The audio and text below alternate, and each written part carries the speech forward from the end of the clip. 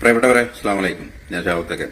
അപ്പോൾ നമ്മൾ ഈ വീഡിയോയിൽ കണ്ട വ്യക്തി ബഹുമാനപ്പെട്ട ഇസ്മായിൽ സഖാഫി തോട്ടുമുക്കം. ഞാൻ അങ്ങനെ തന്നെയാണ് അഭിസംബോധന ചെയ്യാൻ വേണ്ടി ശ്രമിക്കുന്നത്.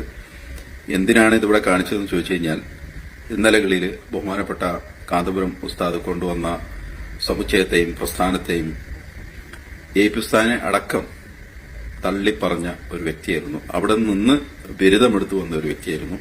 ആ വ്യക്തിയെ കൊണ്ടു നടക്കുകയായിരുന്നു കുറെ ആളുകൾ. ഏപിസ്ഥാന് എതിരിൽ സംസാരിക്കുന്ന ആളാണ്, അവരുടെ ശിഷ്യനാണ്. അതുകൊണ്ട് കാന്തപുരം അങ്ങനെയാണ്, കാന്തപുരം ഇങ്ങനെയാണ്.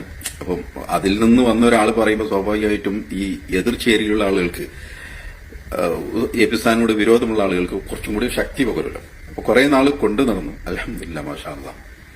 അപ്പൊ ഏപിസ്ഥാദിന്റെ ആയുസ് അള്ളാഹു ദീർഘിച്ചു കൊടുത്തതും, അസുഖം വന്നതിന് ശേഷം വീണ്ടും പൂർവാധികം ഉസ്താദ് രംഗത്ത് വരികയും ഒരുപാട് പ്രസ്താവനകൾ ഒക്കെ ഇറക്കുകയും ശക്തിയുക്തം അഹ്ലുൽ സുന്നത്തി വൽ ജമാഅത്തിന്റെ ശബ്ദമായി മാറുകയും ചെയ്ത ഒരു സാഹചര്യത്തിൽ ഇത്തരത്തിലുള്ള ആളുകൾക്കും കൂടി വന്ന് അവിടെ ഒരു ക്ഷമാപണം നടത്താനും ഉസ്താദിനെ നേരിൽ കണ്ട് ഇതുപോലെ പൊരുത്തപ്പെടിപ്പിക്കുവാനുള്ള സാഹചര്യം ഉണ്ടാവണം. അതിനെ തന്നെയാണ് തോന്നുന്നു പടച്ച തമ്പുരാൻ ഇനിയും ആയുസ് നീട്ടിയിട്ടുള്ളത്. ഇനിയും ഒരുപാട് ആളുകൾ വരും എന്ന് തന്നെയാണ് നമുക്ക് മനസ്സിലാക്കാൻ വേണ്ടി കഴിയുന്നത്.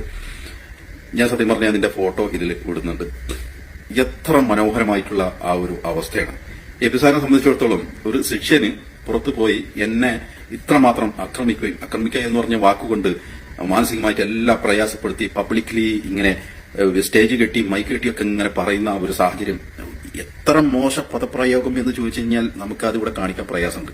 അദ്ദേഹം തിരിച്ചു വന്നിട്ടുള്ള ഏപിസ്ഥാനെ കണ്ടിട്ടുള്ള ഫോട്ടോസൊക്കെ കണ്ടപ്പോൾ ഇനി നമ്മളത് പബ്ലിഷ് ചെയ്യുന്നത് ശരിയല്ല എന്നുള്ളത് കൊണ്ട് തന്നെയാണ്.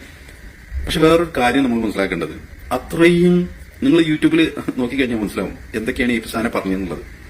അങ്ങനെയൊക്കെ പറഞ്ഞ വ്യക്തി ഈ വന്നിരായ ഉസ്താദിന്റെ മുമ്പിൽ വന്നിരിക്കുമ്പോൾ ഉസ്താദ് കാണിക്കുന്ന ആ ഒരു ലാളിത്യം, ആ മനസ്സിന്റെ വിശാലത, മുഖത്തിന്റെ ആ പ്രഭാവം, ഇത്രമാത്രം എന്നെ ഒരു ശിഷ്യൻ ഇതൊക്കെ പറഞ്ഞിട്ടും ഏതോ എന്നെ വല്ലാതെ ഇഷ്ടപ്പെടുന്ന ഒരു വ്യക്തിയാണ്, എന്നെ സ്നേഹിച്ചിരുന്ന ഒരു വ്യക്തിയാണ്, അല്ലെങ്കിൽ എല്ലാ അർത്ഥത്തിലും സഹകരണവും എല്ലാം ഉണ്ടായിരുന്ന ഒരു വ്യക്തിയാണ്, കൂടെ നിന്നിരുന്ന ഒരു വ്യക്തിയാണ് എന്ന നിലയിലാണ് ആ മുഖത്തിന്റെ അഭാവം, ആ നോട്ടം.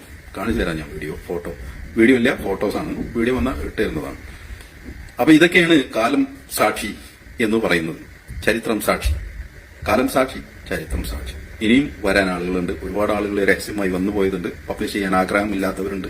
പക്ഷെ ഇതൊക്കെ എന്ന് പറഞ്ഞു കഴിഞ്ഞാൽ എത്ര ചിന്തിച്ചിട്ടും മനസ്സിലാവുന്നില്ല. ഇനി ഇത്ര ആളുകൾ വരാൻ കിടക്കുന്നു. കുറെ ആളുകൾ അവിടെ ഇവിടെയൊക്കെ സോഷ്യൽ മീഡിയയിൽ കിടന്ന് കറങ്ങുന്നുണ്ട്. അവരൊക്കെ വരും ഇൻഷാ അല്ലാഹ്. കണ്ടവർക്ക് ശാന്തിയോടെ പുഞ്ചിരി ചൊല്ലിടുന്ന സബബുകൾക്ക് സാന്ത്വനത്തിലായി വിധി. എന്തിനെന്റെ സ്നേഹിത വിമർശനം ചൊരിഞ്ഞത്, കാലമെത്ര താണ്ടിയാണ് ശൈഖുന മികച്ചത്.